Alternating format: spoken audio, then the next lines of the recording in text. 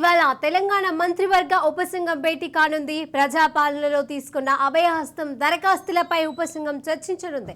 ఇప్పటికే దరఖాస్తులను అధికారులు ఆన్లైన్లో ఎంట్రీ చేస్తున్నారు. ఉపసంఘం ఏర్పడిన నాటి నుంచి తొలిసారిగా భేటీ అవుతోంది. డిప్యూటీ సీఎం బట్టి విక్రమార్క, మంత్రులు శ్రీధర్ బాబు, పొంగులేటి శ్రీనివాసరెడ్డి ఉపసంఘం భేటీలో పాల్గొననున్నారు. ఇవాళ తెలంగాణ మంత్రివర్గ ఉపసంఘం భేటీ కానుంది.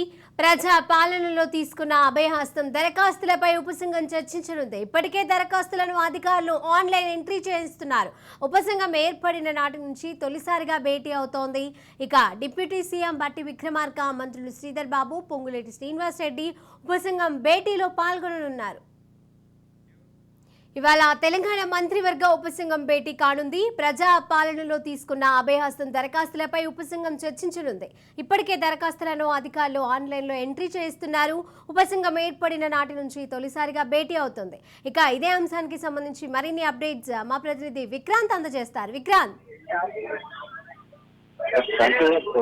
మొత్తానికి ఎన్నికలకు ముందు ఇచ్చినటువంటి అభయహస్తం హామీల నేపథ్యంలో కూడా కాంగ్రెస్ పార్టీ అడుగు ముందుకు వేస్తుందని చెప్పుకోవచ్చు. ఇదే విషయంతో మార్చి గత నెల 28వ తారీఖు కూడా ఈ నెల 6వ తారీఖు వరకు కూడా ఇటు 6 రోజుల పాటు కూడా ఈ అభయహస్తానికి సంబంధించి కూడా 6 హామీలకు సంబంధించిన హామీల విషయంలో కూడా ప్రతి గ్రామాన మున్సిపల్లో కూడా దరఖాస్తులు స్వీకరించిన పరిస్థితి కనిపిస్తుంది. దీనికి సంబంధించి ఇటు దరఖాస్తులు కూడా పెద్ద ఎత్తున 40 లక్షలకు వచ్చినట్టుగా తెలుస్తా ఉంది. దీనికి సంబంధించి ఇటు ఆ హామీలకు సంబంధించి అభయహస్తం హామీలకు సంబంధించి కూడా ఇటు విజయవంతం చేయాలని కూడా ప్రతి గ్రామం నుంచి కూడా దరఖాస్తులు స్వీకరించారు. ఈ ప్రజాపాలనపై కూడా సీఎం రేవంత్ రెడ్డి సమీక్ష జరిపారు. ఈ సమీక్షలో కూడా ఒక సబ్ కమిటీ వేస్తున్నారు.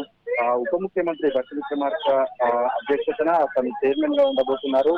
బట్టి విక్రమార్క చైర్మన్, అదేవిధంగా మంత్రులు శ్రీధర్ బాబు కూడా ఇందులో ఉండబోతున్నాడు.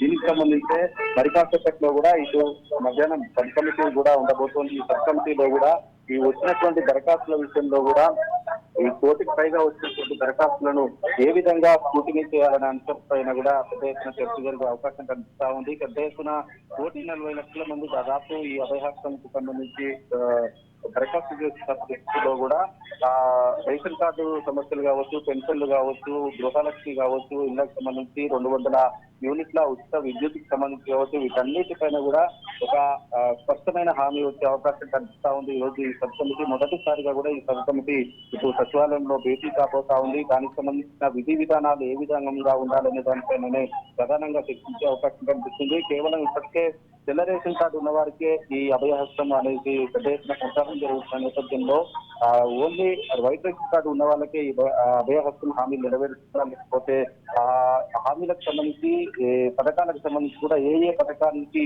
ఎలాంటి హామీలు ఇస్తుంది, ఎలాంటి కండిషన్స్ పెడుతుందన్న దానిపైన మాత్రం కొంత ఉత్కంఠ ఉంది. మొత్తానికి ఈ రోజు మధ్యాహ్నం మాత్రం ఈ సబ్ కమిటీ మాత్రం భేటీ కాబోతుంది. సబ్ కమిటీ ముగిసిన నేపథ్యంలో ఆ తర్వాత కూడా ఈ విధి విధానాలపై మాత్రం ఒక స్పష్టత వచ్చే అవకాశం మాత్రం కనిపిస్తా ఉంది. Right, thank you Vikrant.